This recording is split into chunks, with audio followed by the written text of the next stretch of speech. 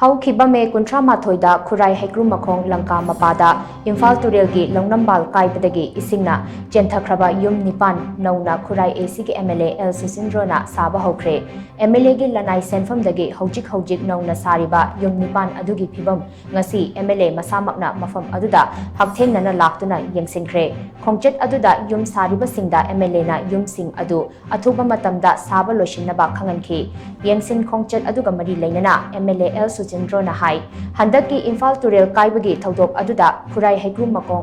Makhong Langkada leiba yum kaya isingna chenthakiba amadi yum kaya amana amang ata thokiba adu yamna nungaitaba thodok amani Turel kaiba aduda mafam asidagi yum 9 rom chenthakiba ga loinana yum kaya amana amang ata thokibani ahanba tangkaki oina mahakna achangba senpham puthoktuna isingna chenthakiba yum 9 asi hanna sanaba thorang paikhatpani hojik sariba yum 9 asi numit mangani gi manungda loishinnaba pandam thamkibani thabak subada nongmanini chonthakibana maram oiraga hairiba matam asida yumsing asi loishinbadi ngamdri adubu yumsing asi athuba matamda loishinduna imungi miyoisingda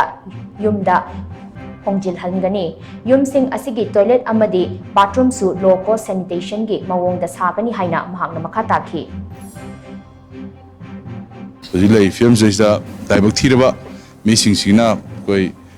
yum subudi aina sabirani aduga akoi Red Cross Society na moina Tripoli ge PB den khopi den mam khona bire da moina su dum chak ising thongna bi item se dum kharadi moina mateng pangakani haibagi aingonda pau di PB rak pale aduga akoi gi lekai gi adagi mayam na su khar soina mateng pangane aduga hoji tumna ba kangthon kon leitab sing si jo khoina sari ngai seisa yot ki khoi khara ta hosira na admain di khoi khanari ada khoi maroina yum pham si de khoina semani adugi maning veranda kitchen gi mamang mangon sigi ani se masiju akoi ngamagadi idi leiba kanu se is hena masing je khara handaraga de akoi dum adu su hapsan gen khali adu mathakta maroina kanu se akoi ge toilet ki se ase akoi low cost sanitation ana akoi ge Swachh Bharat mission gi da saba design do madui da kitang chawtholaga toilet plus bathroom mamam akoi masigi kano si 9 chigi oina akoi amuk sananabagi plan tawri